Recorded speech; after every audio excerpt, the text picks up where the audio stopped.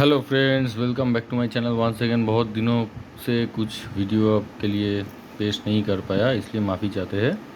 लेकिन आज एक ख़ास वीडियो आपके लिए फिर से।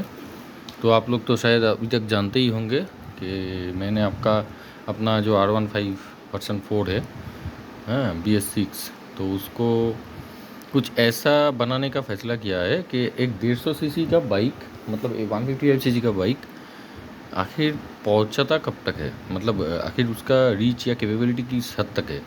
तो उसके लिए पहले ही मैं जो इंजन है उसको बिग बोर्ड नहीं करूँगा। स्टॉक इंजन में बाइक का वेट, अनस्प्रंग मास जो है उसको रिड्यूस करके, ठीक है, और जो पेरिफेरल जो कंपोनेंट्स होते हैं जैसे कि एयर फिल्टर, प्लग, वो आप पिछले एपिसोड में अभी तक देख चुके होंगे। अगर नहीं देखा होगा तो ये प्लेलिस्ट में आप चेक करो, यहाँ पे वीडियो में ही आपको प्लेलिस्ट मिल जाएगा। और हर एक आइटम का डिस्क्रिप्शन, परचेस लिंक भी आपको शायद मिल जाएगा डिस्क्रिप्शन में, वो चेक करना। तो ये अभी आया है आज कुछ खास। मैंने पिछले एपिसोड में आपको दिखाया था कि ब्रेम्बो का P4 जो कैलिपर होता है सुपर बाइक का, यामा R1 का 2014 तक शायद होता था, एक्जियल कैलिपर है। एक्जियल कैलिपर का डिफरेंस क्या है उसके लिए एक अलग एपिसोड बनाना चाहिए। तो खैर जो भी है, यहाँ का जो पिस्टन होता है, मतलब हम स्टॉक पिस्टन जो होता है R15 का ब्रेकिंग, वो 2 पिस्टन का होता है। ये बाहर का साइड में रहता है, जैसे आप देख सकते हो 2 बाल्ज, वही 2 पिस्टन है अंदर में, वही ब्रेक पैड को पुश करता है। और ऊपर से उल्टे साइड से डिस्क जो रोटर होता है उसको पुश करता है, एक स्प्रिंग जैसा मेकानिज़म होता है, तो वो पुश करके वो प्रेस करता है। लेकिन उसके लिए क्या होता है, इवन ब्रेकिंग प्रेशर जनरेट नहीं होता है रोटर पे। तो ब्रेक क्या करता है, काइनेटिक एनर्जी जो है, गाड़ी का जो स्पीड है उसको वो हीट में ट्रांसफ़र करता है, एनर्जी का कन्वर्शन होता है। जितना एफिशिएंटली ज़्यादा कन्वर्शन होगा कम टाइम में, उसी तेज़ी से ये ब्रेक जो है आपका ब्रेक फील आएगा, मतलब गाड़ी का स्पीड घटेगा। तो वो एक्चुअली इसका पीछे फंडा है। तो घटाने के लिए क्या चाहिए, अच्छा सा ब्रेक शू चाहिए, 2 तरफ 2 और कैलिपर चाहिए, इसलिए मैंने 4 पिस्टन कैलिपर मंगवाया। और ये खास करके ये नीचे है, मतलब शॉकर का नीचे का हिस्सा में ये लगता है, तो ये आंसप्रांग मास भी कम होना चाहिए। तो देखिए ये मतलब क्या बोलते हैं उसको, लाइफ लॉन्ग सीखने का एक चीज़ है। तो इसलिए मैंने ब्रेम्बो का कैलिपर तो ले लिया। लेकिन एक्चुअली ये आप अगर चाहो तो रेसिंग बॉय जो RCB है उसका भी 4 पिस्टन कैलिपर आता है, शायद वेट में कुछ ग्राम कम होगा। तो मैंने ब्रांड के हिसाब से, ब्रेम्बो वर्ल्ड का रिनाउंड है तो इसलिए मैंने कॉम्प्रोमाइज़ नहीं किया। लेकिन मेरा ब्रेक में अभी भी बहुत कम बाकी है। जैसे कि वो रोटर है, वो floating rotor, full floating rotor लगाना चाहिए, वो रेसिंग रोटर लगाना चाहिए जिसका वेट और भी कम है, ठीक है। और वो जो लाइन है ना, नायलॉन का लाइन, मतलब स्टॉक जो रबर लाइन है उसको मतलब चेंज करके पूरा स्टील ब्रेडेड लाइन, सबसे सस्ता वाला, मतलब बजाज 220 का लगाना चाहिए। क्योंकि फ्लूइड जो है, फ्लूइड का कॉम्प्रेसिबिलिटी कम होना चाहिए, जितना ज़्यादा कम हो उतना ब्रेक का फील आपको ज़्यादा आएगा, ठीक है। ऊपर में radial master cylinder, axial master cylinder, जो भी आप लगाया करो, तो वो होना चाहिए। वो हम बाद में करेंगे। लेकिन ये जो लाइन है, लाइन को अभी आज तक जो जो बना है, एक कार्बन फाइबर लाइन बना है, टेफ्लॉन लाइन बना है, और सबसे सस्ता वाला है स्टील ब्रेडेड, ठीक है। कम से कम वो करना चाहिए तो फील आएगा। खैर छोड़िए, आप हम ये इस पे आते हैं, टॉपिक पे बैक करते हैं, फोकस करते हैं। ये हम अनबॉक्स करने वाले हैं। ये मैंने मंगवाया है उसी ब्रेक के लिए जो स्टॉक उसका ब्रेक पैड हुआ करता था, वो था कार्बन सेरामिक। कार्बन सेरामिक का हीट इंडेक्स जो है, मतलब क्या बोलते हैं उसको, फ्रिक्शन कोएफिशिएंसी कहते हैं, वो कुछ ज़्यादा ही कम है, ठीक है। तो उससे ऊपर आता है सिंटर्ड स्ट्रीट, ब्रेम्बो का ही बनाया हुआ, और उससे भी ऊपर आता है सिंटर्ड रेसिंग।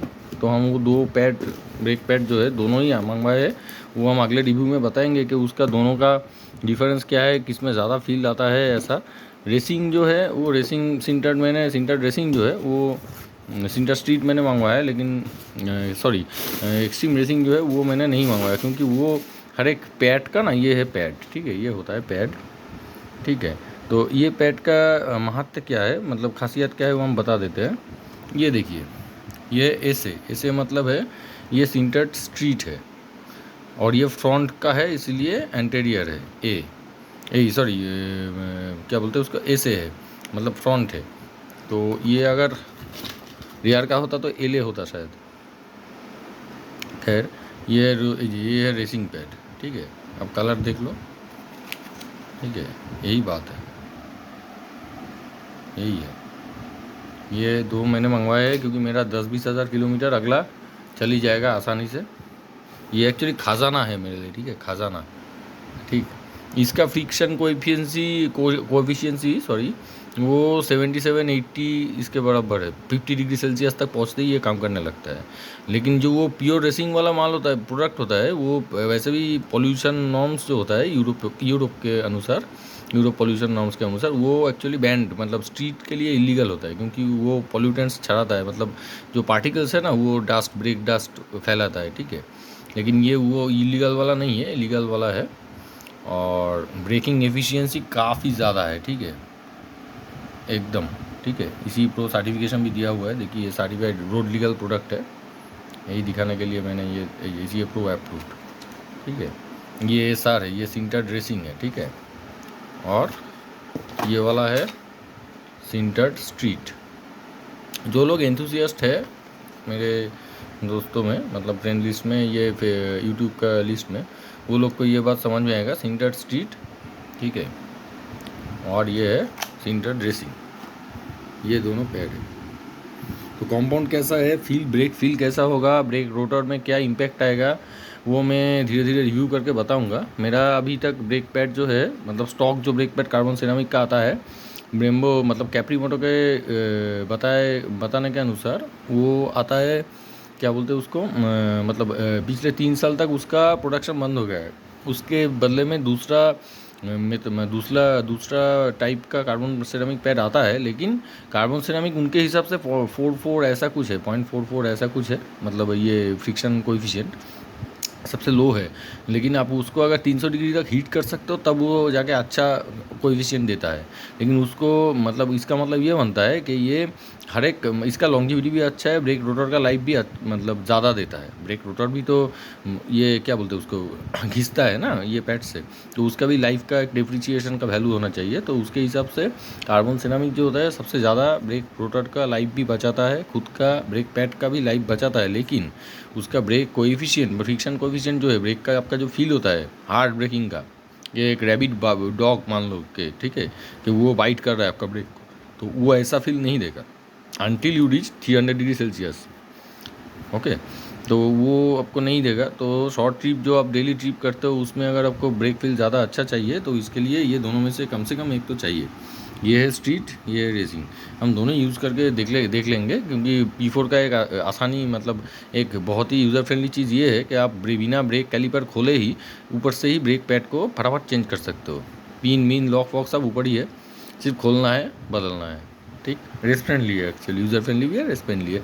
अच्छा, ये बात एक। और दूसरा मैंने मंगवाया है ये वाला जॉम थाई वाला स्प्रॉकेट 1874, क्योंकि ये मेरा जो स्प्रॉकेट माउंटिंग होल से 130 mm का जो डाया होता है वो उससे मैच करता है, और इनर रिंग जो है स्प्रॉकेट का 110 mm होना चाहिए, वो भी मैच करता है, इसीलिए मैंने ये मंगवाया है। लेकिन इसका भी शायद वज़न मेरे हिसाब से 600 ग्राम होगा, जो मेरा स्टॉक पॉकेट का भी है, अभी आपको दिखाएंगे। इसको लाने का मतलब सिर्फ यही बनता है, मेरा यहाँ पे कोई भी यामाहा वाला, मतलब 130-110 डाया का 44 वाला टीथ वाला स्प्रॉकेट 428 पिच का नहीं बनता है, या फिर नहीं मिलता है, ठीक है। आपको लेद में जाके बनाना पड़ेगा, लेकिन वो उतना अच्छा नहीं होगा। लेकिन ये जॉमथाई वर्ल्ड में एक फेमस जॉमथाई, मतलब JT, ठीक है, RK, JK, आपका DID, ठीक है, रेनथाल, तो ये सभी सुपर स्प्रॉक्स, ये तो महंगी कंपनी है। तो ये सबसे अच्छा वाला, सस्ता वाला स्प्रॉकेट है। आपका जितना एक्स्ट्रा पैसा लगता है, खर्चा होता है, वो सिर्फ होता है क्या, कुरियर में या फिर इंपोर्ट ड्यूटी में। लेकिन ये C49 कार्बन स्टील से ही बनाया हुआ है, ठीक है, और हार्ड एनोडाइज TCs भी किया हुआ है, ठीक। तो मस्त स्प्रॉकेट है ये। 1344 रेशियो में हम लगाएंगे एक्चुअली। वो क्या होता है, स्प्रॉकेट क्या होता है 1488, ठीक। तो 1488 का रेशियो होता है 3.428, ठीक। तो 3.48 से थोड़ा बहुत ही घटेगा, लेकिन इसका टॉप GPS के अनुसार 11,000 RPM अगर आप 6 गियर तक पहुँचोगे तो 150 होना चाहिए GPS में 150, मतलब स्पीड मीटर में कम से कम 158 to 160 होना चाहिए, ये स्टॉक। और ये तभी हो पाएगा जब आपका चेन जो है, मतलब अनस्प्रंग मास में टोटल आप जितना ज़्यादा वेट लूज़ करोगे उतना आसानी होगा। मेरा प्लान ये है कि रिम का वेट घटाएंगे, SP522 RCB का रिम लगाएंगे, DID का चेन लगाएंगे 428 का, DID 4 to 8D सिर्फ बूस्ट चेन लगाएंगे, मतलब ओडिंग वाला चेन लगाएंगे ही नहीं। बूस्ट चेन ओडिंग चेन में दोनों में एक ही डिफरेंस है, बिना ओडिंग के चेन में आपको तेल जो है, मतलब ऑयल जो है, लुब्रिकेशन है, क्लीनिंग है, ये ज़्यादा करना पड़ता है, क्योंकि उसमें ये जो सील्ड ओडिंग होते हैं ना, ओडिंग का फंक्शन ये होता है थोड़ा लुब्रिकेशन बचा के रखता है, अंदर ये हिस्सा में थोड़ा तेल लुब्रिकेंट बचा के रखता है, वो धीरे धीरे काम करने लगता है, इसलिए आपको मेंटेनेंस ज़्यादा नहीं करना पड़ता, ज़्यादा मतलब बड़े बड़े इंटरवल में भी अगर उसको ऑयल करोगे तो भी कम चल जाएगा। लेकिन वो सिर्फ जो बूस्ट चेन होता है ना, ओपन बूस्ट चेन, तो उसमें ये नहीं चलेगा, आपको रेगुलर लुब्रिकेशन रेगुलर क्लीनिंग करना पड़ेगा, डिफरेंस यही है। लेकिन ये DID का जो चेन होता है, DID का नाम आप लोग सुना ही होगा जो लोग एंथुसियास्ट है, तो MotoGP का चेन वही बनाते हैं ज़्यादातर। तो DID का होता है पावर टू वेट रेशियो के, मतलब आर्मस्ट्रांग रेशियो के हिसाब से अगर हम देखें तो सेम चेन 420 पिच का 100 लिंक का वेट होना चाहिए और टेंसाइल स्ट्रेंथ देखना चाहिए, उसके हिसाब से वो बेस्ट है मार्केट में। सेकेंड बेस्ट सुपर स्पॉक्स का एक आता है, लेकिन वो ज़्यादा महंगा है, लेकिन उसका वेट भी थोड़ा ज़्यादा है, ठीक। तो वो हम टेस्ट करके देखेंगे, इसीलिए वो मंगवाए है ये, और वो रिम भी देख लेंगे, ठीक। और 1340 स्पॉकेट में ये देख लेंगे। आगे मेरा इरादा ये है कि यही वाला स्पॉकेट सुपर स्पॉक्स भी बनाता है, ठीक है, JT 1870.44, मतलब ये 44 टीथ का ये वाला सेम डिमेंशन में वो बनाता है, लेकिन 40% वेट में, मतलब 60% वेट लेस है। तो दोस्तों अभी देखेंगे इसका वेट और स्टॉक स्पॉकेट यामाहा का आपका जो आता है कंपनी के साथ, उसका वेट क्या है, कंपेयर करेंगे, साथ में रहिए। हाँ तो दोस्तों अभी हम वेट करने वाले हैं, वज़न देखते हैं। ये है जॉमथाई का स्पॉकेट जो मैंने मंगवाया था, इसका वज़न आता है 568, ठीक। अब इसको घटा के स्टॉक स्पॉकेट का वेट देख लेते हैं। देखिए 622 ऐसा कुछ आता है, फिर भी देख लेते हैं एक बार।